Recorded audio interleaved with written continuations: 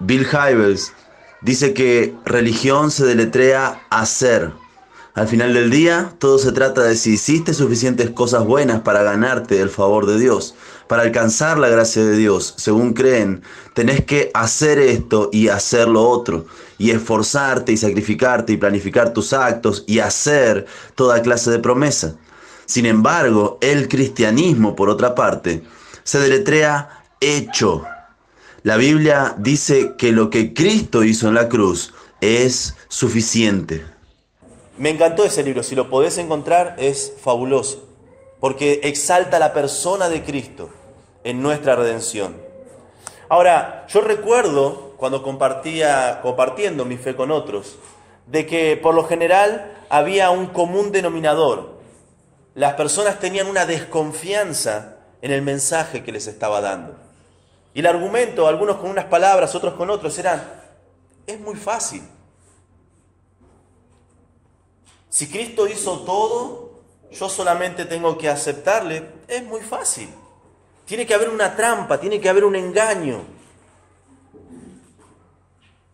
Es difícil para las personas entender que todo lo que pertenece a la vida y a la piedad la tenemos en Jesucristo. Y fue hecho, fue ganado, fue conquistado por el Señor Jesucristo. Algunos esperan hacer algún rito cuando vienen a la iglesia, alguna iniciación. A otros esperan, bueno, algo hay que dar. Una vez me acuerdo compartiendo mi fe con alguien, me dijo, bueno, pero ¿cómo es el tema? Hay que dar una cuota. Yo, ¿cómo una cuota? Sí, porque mi cuñado va a la iglesia y tiene que dar el 10% de todo lo que gana, y es como una cuota que tiene que pagar por mes. Y esa manera de pensar totalmente equivocada. Le expliqué lo que eran los diezmos, lo entendió, pero no aceptó al Señor Jesucristo. Esa desconfianza en el hecho de que Dios ya ha hecho todo.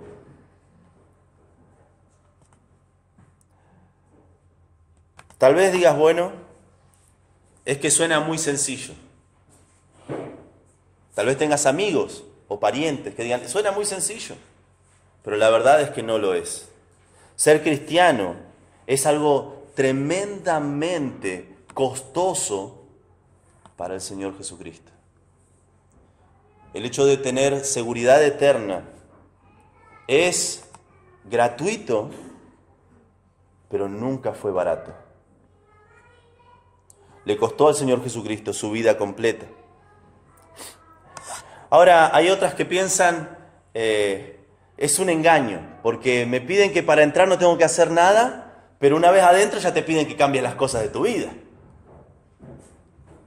Mi respuesta es, Dios va a ir transformando la manera de pensar de las personas para que cambien sus vidas. Es más, si estás diciendo, no, yo no quiero porque no quiero cambiar, una vez que te arrepentiste de tus pecados, que confiaste en el Señor Jesucristo como el único y todo suficiente Salvador, Él va a provocar el deseo de que tu vida sea transformada.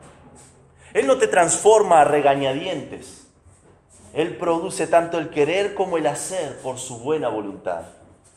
Y tenemos el deseo de agradarle, tenemos el deseo de cambiar nuestra vida. Lo que antes nos daba placer, ahora nos da rechazo. Es la vida de Jesucristo en nuestras vidas. En este pasaje, Pablo nos introduce a un tema que es lo que le motivó a escribir la carta a los colosenses. Estaban diluyendo la persona de Jesucristo. Estaban estos gnósticos que pensaban que a través del conocimiento, eso lo significa gnosis, a través del conocimiento y de algunos ritos o algunas cosas ocultas que la gente no sabe, podemos llegar a un estado de conocimiento donde ahí sí somos salvos. O sea, Jesucristo hizo algo y eso es importante, pero yo tengo que ver también en todo este proceso de salvación. Era la doctrina que ellos estaban chupando, porque no podían entender cómo puede ser que lo que Él haya hecho ya era suficiente para mi salvación. Y Pablo les escribe, y lo primero que les escribe acerca del Señor Jesucristo es que es a través de Él, y solamente a través de Él, que las bendiciones del Padre caen sobre nuestras vidas. Cada ser humano debería entregarse a Jesús debido a 3 razones que Pablo presenta en este pasaje. La primera razón que nos dirige a entregarnos a Jesús es que en Él tenemos nuestra esperanza. En Él tenemos nuestra esperanza. Lean conmigo, por favor, Colosenses capítulo 1, verso 12 en adelante. Colosenses capítulo 1, verso 12 en adelante. Dice así: con gozo, dando gracias al Padre que nos hizo aptos para participar de la herencia de los santos en luz. Ahí hace un juego de palabras. Dice con gozo, dando gracias. La raíz de la palabra es la misma, caris. O sea, con gracias, dando gracias al Padre. ¿Y qué es lo que el Padre hace? Nos hizo aptos. Esa palabra aptos es suficiente. O sea, nos hizo competentes, se traduce esa palabra en otros lugares. Nos hizo suficientes para participar de la herencia de los santos en luz. Esta herencia es una herencia única, es una herencia espiritual. Por ejemplo, en Tito capítulo 3, verso 7. Vayan por ahí, por favor. Estamos cerca, nos vamos a quedar en el Nuevo Testamento. Tito capítulo 3.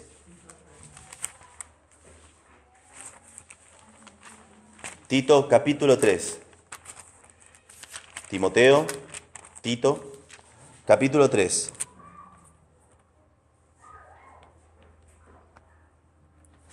Dice así, verso 7. Bueno, verso 6 para tener el contexto. Es Jesucristo el que nos da esta herencia, el cual derramó en nosotros abundantemente por Jesucristo nuestro Salvador. Es a través de Jesucristo, para que justificados por su gracia viniésemos a ser herederos, conforme a la esperanza de la vida eterna. La vida eterna es parte de esa herencia espiritual a la que somos introducidos a través de Jesucristo. Somos herederos también de la salvación. Hebreos capítulo 1, verso 14. Vayan, por favor. Hebreos capítulo 1, verso 14. Estamos a unas páginas nada más. Hebreos capítulo 1. Dice así: ¿no son todos espíritus ministradores enviados para servicio a favor de los que serán herederos de la salvación? La salvación, la vida eterna, son parte de esta herencia.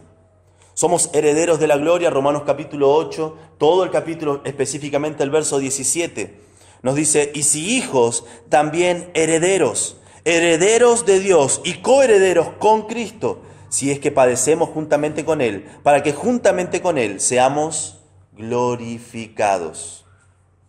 Somos herederos de la justicia, Hebreos capítulo 11, en ese panteón de la fe, el verso 7. Somos herederos de la gracia de la vida. Y nuestra herencia continúa y continúa. El común denominador en las diferentes partes de la palabra de Dios donde se pronuncia nuestra herencia es que es una herencia eterna. Denme una definición de algo eterno. ¿Qué es algo eterno? ¿Qué te viene a la mente por algo eterno? Sin fin, muy bien. Pero ¿qué más?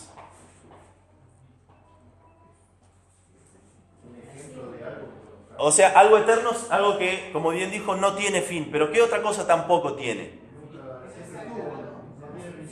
No tiene comienzo. Es algo que no tiene fin, es algo que no tiene un comienzo. Pero ¿qué es lo que nos da a nosotros eso de cuándo comienza algo y cuándo termina algo? El tiempo. Algo eterno es algo que no está gobernado por el tiempo. Es decir, las leyes que en el tiempo rigen, no rigen en la eternidad. Hay leyes, por ejemplo, la ley de la termodinámica, que todo cuerpo en estado de orden y composición pasa a estar en un estado de desorden y descomposición o corrupción, eso está por el tiempo gobernado. El tiempo no va a gobernar nuestra herencia. No hay manera de que nuestra herencia deje de existir. No hay manera de que nuestra herencia en algún momento se corrompa o se trunque. No hay manera de que nuestra herencia en algún momento se interrumpa porque es eterna. Y eso nos da esperanza. Se cuenta de que había una niña de 15 años que repentinamente se enfermó. Y en esa enfermedad quedó casi ciega y quedó paralizada de la cintura hacia abajo. Un día escuchó a su médico de cabecera hablando con sus padres y le decía: pobre niña, dijo el médico, por cierto que ya ha vivido sus mejores días. La niña desde la habitación le contestó: no, doctor, mis mejores días aún están todavía en el futuro. Son aquellos en cuanto voy a contemplar al Rey en su hermosura. El médico, con la garganta estrujada, tuvo que guardar silencio y salir. La esperanza de esa niña había avergonzado al científico. Nuestra herencia, nuestra esperanza está puesta en el Señor Jesucristo. Es a través de Él que podemos tener esperanza de vida eterna. Vamos al verso 13. El cual nos ha librado de la potestad de las tinieblas y trasladado al reino de su amado Hijo. Es decir, que la segunda razón que nos dirige a entregarnos al Señor Jesucristo es que en Él tenemos libertad. En Él tenemos libertad. Fíjense, dice, el cual nos ha librado de la potestad de las tinieblas y trasladado al reino de su amado Hijo. Hay una diferencia aquí. Primero, es Él el que nos liberta. Fíjense, dice, el cual nos ha librado. Es decir, yo recibo la acción. No fui yo librado por mi propia cuenta. Yo no ayudé en la liberación mía, sino que dice la palabra de Dios, nos ha librado. No es algo que nosotros hacemos, es algo que Jesucristo ya hizo. De la potestad de las tinieblas y trasladado al reino de su amado Hijo. Hay dos reinos o hay dos lugares en los que uno va a estar. O en la potestad, literalmente esa palabra es autoridad de las tinieblas, o en el reino de su amado Hijo. Hay una diferencia grande. Una cosa es una dictadura, otra cosa es un reinado. Una cosa es una dictadura donde el que manda no le interesan los que están debajo de ellos. Donde no importa si lo que decida o no decida le hace bien o le hace mal a la comunidad o a las personas bajo su dictadura. Él es un dictador y no le importa agradar a aquellos que él gobierna. Y así es Satanás. Y dice que antes de haber sido librados estábamos bajo la potestad de las tinieblas, bajo la autoridad de las tinieblas. ¿Han escuchado a alguien decir, no puedo dejar de tomar? ¿Escucharon eso alguna vez? Yo no puedo perdonar. Yo no puedo. ¿Algún vicio? Complétenlo con lo que quieran. En cierta manera esa frase es verdad. Porque están bajo la potestad o bajo la autoridad de las tinieblas. Es más, el hecho de que estén en tinieblas, ellos no lo saben porque nunca vieron la luz. Imagínense si alguno de ustedes ha nacido ciego. ¿Extrañarían el color verde? ¿Añorarían, oh, el atardecer, qué hermoso que sería? No, porque de toda su vida han estado ciegos, en tinieblas. La persona que no conoce al Señor Jesucristo cree que está bien. Perdonar, eso es imposible. Vivir una vida que le agrade a Dios, eso es para locos.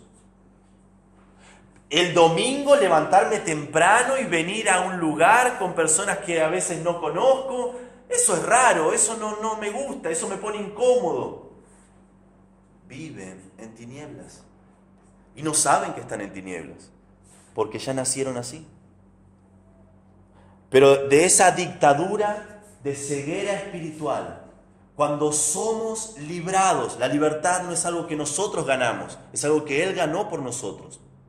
Somos trasladados de esa dictadura, de ese gobierno de tinieblas, al reino de su amado Hijo.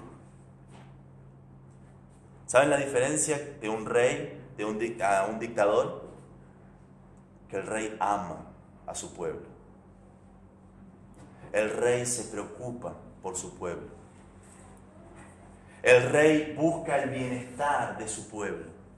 Los reyes más amados y recordados en la historia de la humanidad con cariño son aquellos que amaron a su pueblo, hicieron lo mejor por su pueblo y buscaron el favor del pueblo. Jesucristo es el Rey de reyes y el Señor de señores. Si hay libertad en esta vida, es solamente a través de Jesucristo y únicamente a través de Jesucristo. Se cuenta de un hombre que vivía, no quiero decir dónde, lo que no es, vivía en una aldea de las montañas de Jura en Suiza. Y él era llamado el bandido. Dice que era tremendo esta persona. Y esta persona se peleaba a golpe de puño con quien quiera que quisiera hacerlo. Y era el terror de la zona. En ese lugar había un grupo de cristianos que se reunían. No había un pastor, simplemente un grupo de cristianos que se reunían, leían porciones de la palabra que tenían y cantaban juntos al Señor. Era lo único que hacían. Y una niña de esa pequeña congregación dijo: yo lo quiero invitar a esa persona, al bandido. Y en ese mismo momento se fue hasta la casa del bandido. En esos lugares es pequeño, no hace falta tomar un colectivo para llegar a un lugar. Y dice que llegó y llamó a la puerta. Y de dentro contestaron: ¿quién llama? La nena dice: yo vengo a invitarle a que venga esta noche a nuestra reunión de evangelización. Imagínense una niña diciendo esto. Ah, bueno, qué buena idea. Yo iba a acostarme, pero espera un momento, yo voy con vos. El bandido fue. En esa casa donde se reunían, estaban ellos en el comedor y el bandido estaba en la cocina. Él no quería que los demás lo vean. Probablemente los demás no querían verlo a él en ese lugar. Pero el momento de que el hermano comenzó a compartir la palabra de Dios, simplemente a leer la palabra de Dios, este bandido tuvo una conciencia de pecado enorme y le pidió a Jesucristo que sea el Señor de su vida.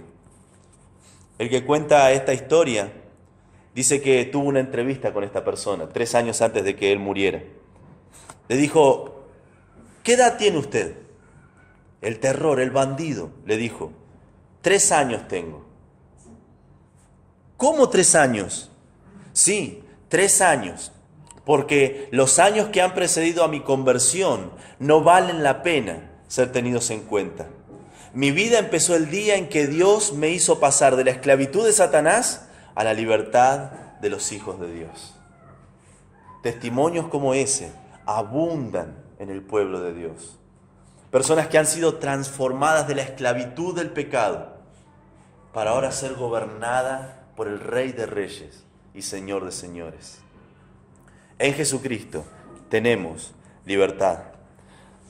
La tercera razón que nos dirige a entregarnos al Señor Jesucristo, según este pasaje, es que en Jesucristo tenemos perdón. Verso 14.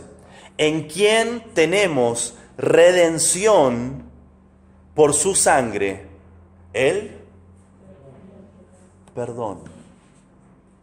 Esa palabra redención tiene la idea de alguien que pagó el precio de un esclavo para que el esclavo sea libre.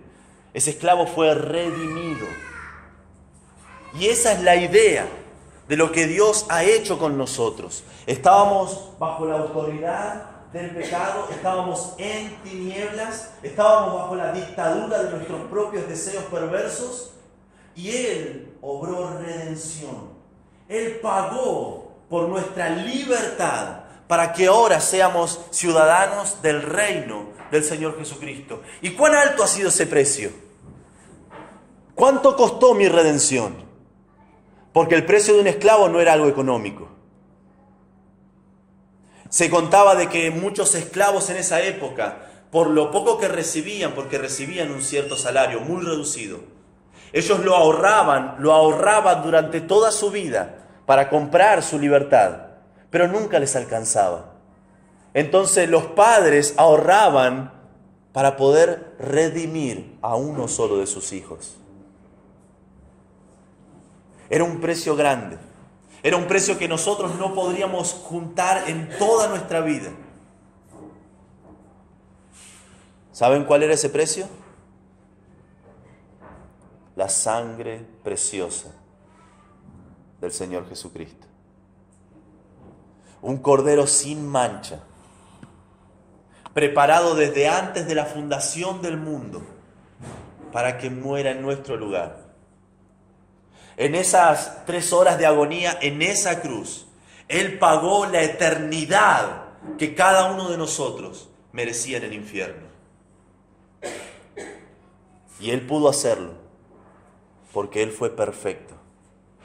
Él no había ofendido a Dios durante su vida, en palabra, en pensamiento o en acción. Nunca. Él, el Cordero de Dios, siendo nuestro sustituto, tomando nuestro lugar, muriendo nuestra muerte. Él obró redención por su sangre, el perdón de pecados. Se cuenta que un soldado del ejército imperial francés había desertado cuando Napoleón era el emperador de ese lugar. Después de ser capturado fue condenado a muerte. Era la condena por alguien que deserta en el medio de una lucha. La madre de este soldado pidió audiencia con Napoleón Bonaparte, quien, al ver lo grave que era el asunto, le concedió la audiencia. Distinguido Napoleón, sé que mi hijo se ha equivocado y que su error debe ser castigado con la muerte. Él es lo único que tengo. Por favor, te ruego que lo perdones. Mujer, dijo Napoleón, tu hijo ha desertado huyendo del combate, mientras sus compañeros dieron la vida por su nación. Si concedo lo que me pides, la noticia correrá como reguero de pólvora, la moral del ejército caerá y otros empezarán a imitarlo. ¿O acaso piensas que todos van a la guerra por amor a la patria? Excelentísimo emperador, por favor, te pido para él misericordia. Napoleón contestó, tu hijo no merece misericordia. Sí, es cierto, replicó la angustiada señora, pero si lo hubiese merecido, no hubiera sido misericordia, sino justicia, y yo te vengo a pedir misericordia. Napoleón, asombrado por el razonamiento, le concedió el perdón. Si venimos pidiendo justicia, lo único que merecemos es la ira y condenación de Dios. No, pero yo nunca pequé. Ah, ¿no? Para ser perfecto, Dios les dio 10 mandamientos al pueblo de Israel. ¿Querés examinarte a la luz de los 10 mandamientos? Hagamos la prueba. La palabra de Dios dice en sus 10 mandamientos, Éxodo capítulo 20, de que no debemos mentir. ¿Alguna vez mentiste? No contestes, contesta en tu mente. ¿Alguna vez mentiste? ¿Alguna vez dijiste algo que no estaba de acuerdo con la realidad? Estoy seguro que sí. Por un solo pecado, por una sola desobediencia, Adán fue expulsado del huerto del Edén. Así que ya estás condenado. Bueno, pero es solamente uno. Te puedo asegurar que no. La palabra de Dios dice, no robarás. ¿Alguna vez ¿Te has quedado con algo que no te pertenecía? Eso amplía. Una vez le dije a uno, no robarás, y le expliqué esto. Y me dice, no, yo tal vez hurté algo, pero no robé algo. Diciendo de que robar era punta de pistola, hurtar era sustraer. Robar, quedarte con algo que no es tuyo. Los empleados suelen hacer esto. Se les paga para que cumplan una tarea y ni bien pueden, que nadie los está mirando, agarran el celular y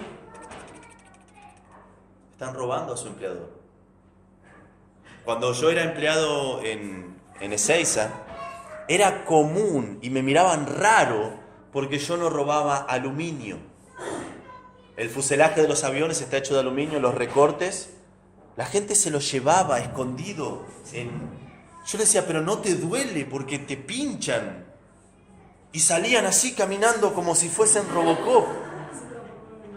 Lo peor era que el controlador también robaba. Era un círculo de corrupción. Ya veo que esto está siendo grabado y van a investigar ahí en los hangares de aerolíneas. Pero lo hacían y el que tenía que controlar que no lo hagan también lo hacía. ¿Alguna vez tomaste o te quedaste con algo que no te pertenecía? Tal vez en tu mente selectiva digas, no, yo jamás. Hace un par de segundos dijiste que eras un mentiroso, así que no puedo creerte. Y puedo ir por cada uno de los 10 mandamientos y te puedo asegurar que has quebrantado la ley de Dios. No porque te conozca, sino porque la palabra de Dios me dice que no hay justo ni aún uno. Yo tampoco soy justo. Yo tampoco he vivido una vida íntegra sin pecado. Pero soy declarado justo junto con todos ustedes que han creído en el Señor Jesucristo, porque se aplicó la justicia del Señor Jesucristo. Él es el que me hizo tener esperanza, Él es el que me hizo tener libertad y Él es el que me hizo ser perdonado. Es a través de Jesucristo que puedo tener estas cosas. Cada uno de nosotros, cada ser humano, cada persona en esta tierra debería entregarse al Señor Jesucristo debido a estas 3 razones. En Jesucristo y solamente en Él tenemos esperanza. En Jesucristo y solamente en Él tenemos libertad. Y en Jesucristo y solamente en Él tenemos perdón de pecados. Porque no hay otro mediador entre Dios y los hombres, sino es Jesucristo. Te invito a cerrar tus ojos en esta mañana.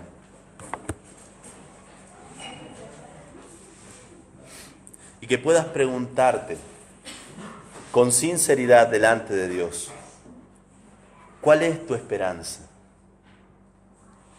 ¿Tengo esperanza de no enfermar? Tan corto, pero vamos un poco más adelante. ¿Tengo esperanza de atravesar el invierno por los problemas de salud? ¿Tengo esperanzas de llegar a fin de mes? ¿Tengo esperanza de que económicamente el aguinaldo me rescate? ¿Tengo esperanza de que mis hijos crezcan saludables? ¿Tengo esperanza de vivir años y años con salud? Pero después de eso, cuando llegue el minuto final, ¿cuál es tu esperanza? ¿En quién está anclada tu esperanza? Se cuenta de un famoso cardenal que dijo, me he preparado toda mi vida para todas las cosas, menos para este momento final. Estoy desesperado, no hay quien me pueda ayudar. Se dice que esas fueron las últimas palabras del cardenal Borgia. ¿Dónde está tu esperanza?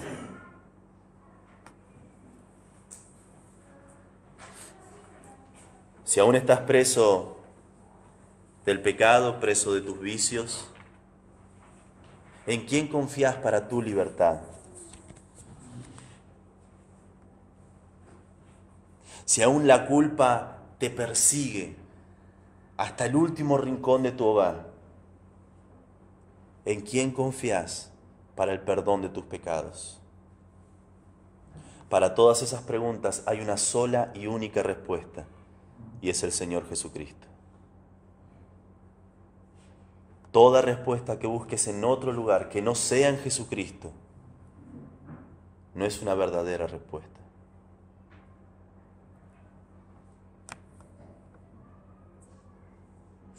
Padre, te ruego de que si alguien no te ha conocido hasta el día de hoy, que pueda hacerlo en esta mañana. No voy a insistir, simplemente preguntar. ¿Estás viviendo sin esperanza, sin libertad y sin perdón? Si es así, por favor, levantá y baja tu mano. No voy a hacerte pasar adelante.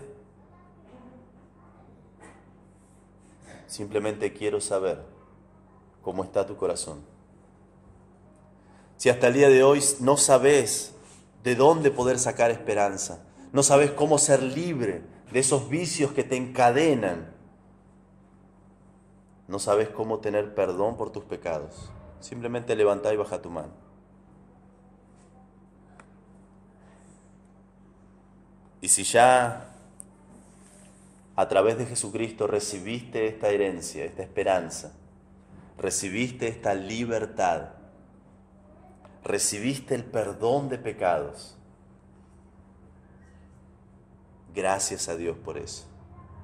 Que esa pueda ser una fuente de ánimo en nuestras vidas. Que cuando los problemas se acerquen y como olas parezcan tapar nuestras vidas, ahogándonos, podamos saber de que en Jesús está puesta nuestra esperanza.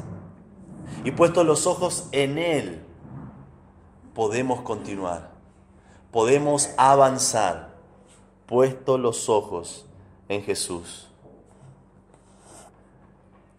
El salmista preguntaba, alzaré mis ojos a los montes. Esos montes repletos de ídolos que rodeaban a Jerusalén. Y viendo a estos lugares, estos altares paganos, se preguntaba, ¿de dónde vendrá mi socorro? Ninguno de ellos puede socorrerme. Y responde, mi socorro viene de Jehová. Él hizo los cielos y la tierra. Y en esa esperanza está anclada nuestra alma. Padre, te amamos y te agradecemos por mostrarnos a Jesucristo a través de tu palabra. Te lo agradecemos en el nombre de Cristo Jesús. Amén.